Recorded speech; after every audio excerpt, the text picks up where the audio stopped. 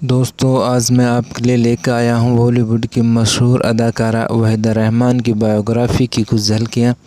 सन 1950 से लेकर 1970 तक का काल हिंदी सिनेमा का स्वर्ण गोल्डन काल माना जाता है। इस दौरान जहां सिनेमा में कई प्रयोग हुए, वहीं यह समय कई बेहतरीन कलाकारों के सशक्त अभिनय का भी गवाह बना। उन्हीं कलाकारों में से एक थी वहीदा रहमान। उन्होंने एक लंबे अरसे तक हिंदी सिनेमा के दर्शकों को अपनी मासूमियत, सुंदरता और उम्दा अभिनय के जादू से बांधे रखा। ये वहीदा रहमान की अदाकारी का ही कमाल था कि उस समय के अधिकांश अभिनेता उनके साथ काम करना चाहते थे। वर्ष 1955 में तेलुगु सिनेमा जयसीमा से शुरू हुआ वहीदा रहमान का फिल्मी सफ़र आज के ज़माने के सिनेमा रंग दे बसंती और दिल्ली 6 में अभिनय के साथ बदस्तूर जारी है। वहीदा रहमान का प्रारंभिक जीवन।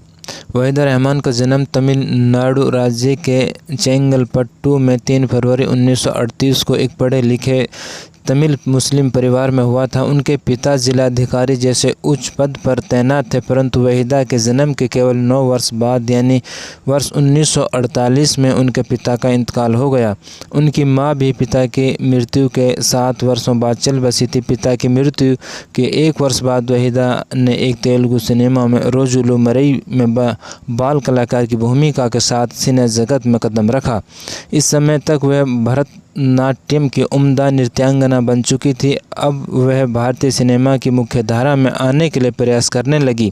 इसी दौरान हिंदी सिनेमा के प्रसिद्ध अभिनेता और निर्माता निर्देशक गुरुदत्त के संपर्क में वह आई और सिनेमा के रूपहले पर्दे पर छा गई। वहीदा रहमान का अभिनय सफर। वर्ष 1956 में गुरुदत्त ने वहीदा रहमान को देव आनंद के साथ CID में खलनायिका की भूमिका में लिया और यह फिल्म बॉक्स ऑफिस पर सुपरहिट रही। इसके बाद वर्ष 1957 में गुरुदत्त और वहीदा रहमान की क्लासिक फिल्म प्यासा रिलीज हुई। यह फिल्म गुरुदत्त और वहीदा रहमान के बीच प्रेम प्रसंग को लेकर काफ़ी चर्चा में रही।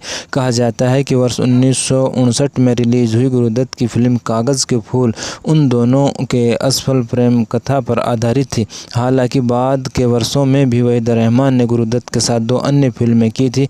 इनमें वर्ष 1960 की 14वीं का चांद और वर्ष 1962 में साहिब बीबी और गुलाम प्रमुख हैं। इसके अलावा वहीदा की गुरुदत्त के साथ 2 अन्य क्लासिक फिल्में 12 o'clock सन 1958 में और सन 1961 में फुल मून भी हैं। फिल्मों में देव आनंद के साथ वहीदा रहमान की जोड़ी खूब जमी थी। दोनों ने हिंदी फिल्म जगत को 5 सुपरहिट फिल्में दी थी। ये फिल्में CID, 16वां साल, काला बाजार, बात एक रात की और गाइड। इसके अलावा दोनों ने 2 और फिल्में रूप की रानी, चोरों का राजा और प्रेम पुजारी की थी, परंतु दुर्भाग्यवश आलोचकों की सराहना के बावजूद बॉक्स ऑफिस पर दोनों फिल्में फ्लॉप रही। फिल्म गाइड में वहीदा रहमान द्वारा अभिनेत्री चरित्र रोजी और उनके अभिनय को उस जमाने में काफ़ी सराहा गया था। रोजी नाम की एक महिला का अपने पति को छोड़कर अपने प्रेमी के साथ प्रेम प्रसंग उस समय एक आम भारतीय पारंपरिक परिवार के लिए स्वीकार्य न होने के बावजूद फिल्म का सुपरहिट होना वहीदा रहमान और देव आनंद के सशक्त अभिनय का परिणाम था। उस समय वहीदा रहमान ने भी माना था कि अगर उसे फिर से गाइड जैसी फिल्म में अभिनय करने का मौका मिलेगा तब भी वह संभवतः ही रोजी जैसे चरित्र को निभा पाएंगी।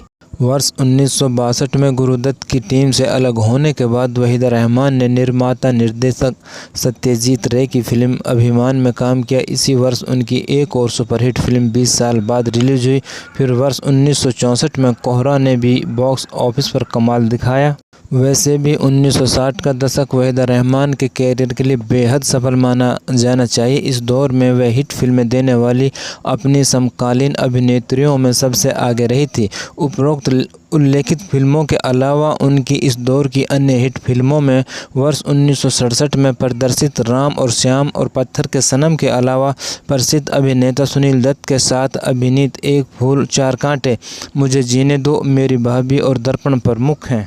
ऐसा भी नहीं कि इस दौर में वहीदा रहमान की फिल्मों ने असफलता का स्वाद नहीं चखा था। सशक्त कहानी और फिल्मी आलोचकों की सराहना के बावजूद वर्ष 1966 में तीसरी कसम और वर्ष 1971 में रेशमा और शेरा का बॉक्स ऑफिस पर असफल होना सबकी समझ से परे था। इतना ही नहीं, इस दौरान अभिनेता धर्मेंद्र के साथ आई वहीदा रहमान की फिल्में भी बिना हलचल मचाए पर्दे से उतर गई थी। फिर वर्ष 1974 में वहीदा की उस समय के सुपरस्टार रहे अभिनेता राजेश खन्ना के साथ फिल्म खामोशी आई, जो बॉक्स ऑफिस पर बेहद सफल रही। वर्ष 1959 से 1964 के दौरान वहीदा रहमान सबसे अधिक मेहनताना पाने वाली अभिनेत्रियों की सूची में तीसरे स्थान पर और वर्ष 1966 से 1969 के दौरान इस सूची में वह समकालीन अभिनेत्री नंदा और नूतन के साथ दूसरे स्थान पर रही थी।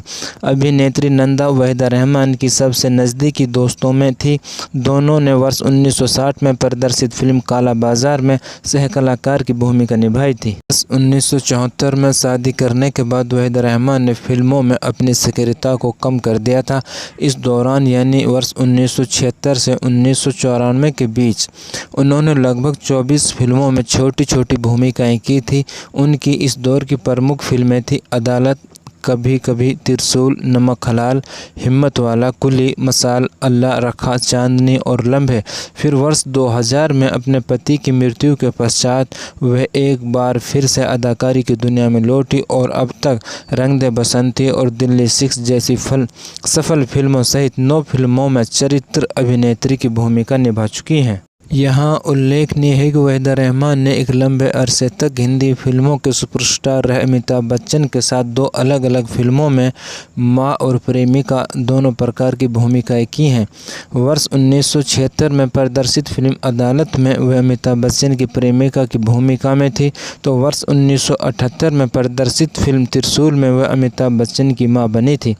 हिंदी फिल्मों में सराहनीय योगदान के लिए वहीदा रहमान को कई पुरस्कारों से सम्मानित किया जा चुका है। उनको मिले पुरस्कारों में राष्ट्रीय पुरस्कार और देश का नागरिक सम्मान भी शामिल हैं।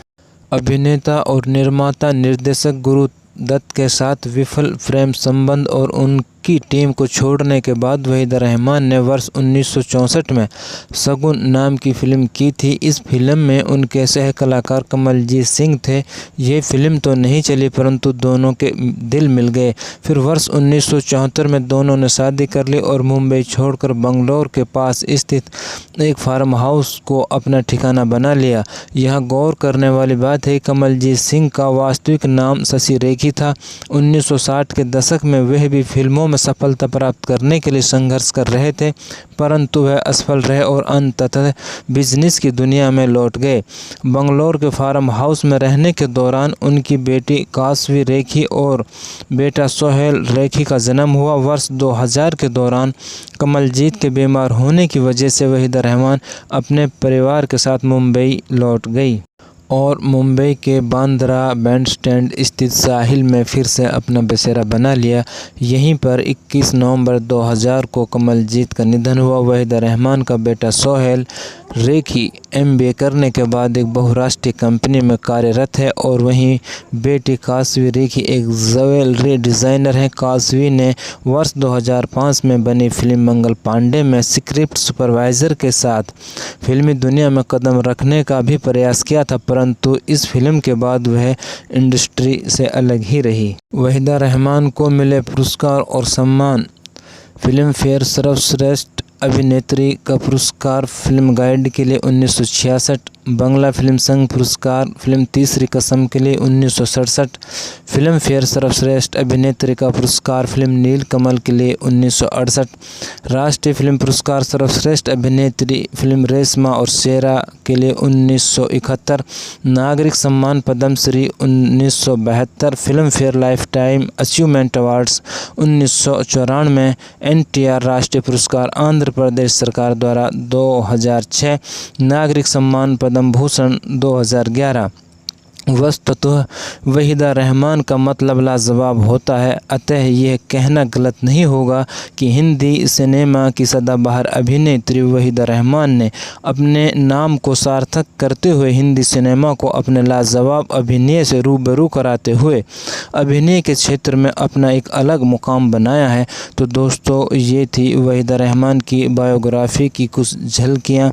आप लोगों को कैसे लगी कमेंट्स में बताना। अगर अभी आप लोगों ने मेरा चैनल सब्सक्राइब नहीं किया है तो मेरे चैनल को सब्सक्राइब कर लें और बेल के आइकन को भी प्रेस कर लें, ताकि हमारी तरफ से आने वाले इसी तरह के वीडियोज़ की नोटिफिकेशन आप लोगों को मिलते रहें।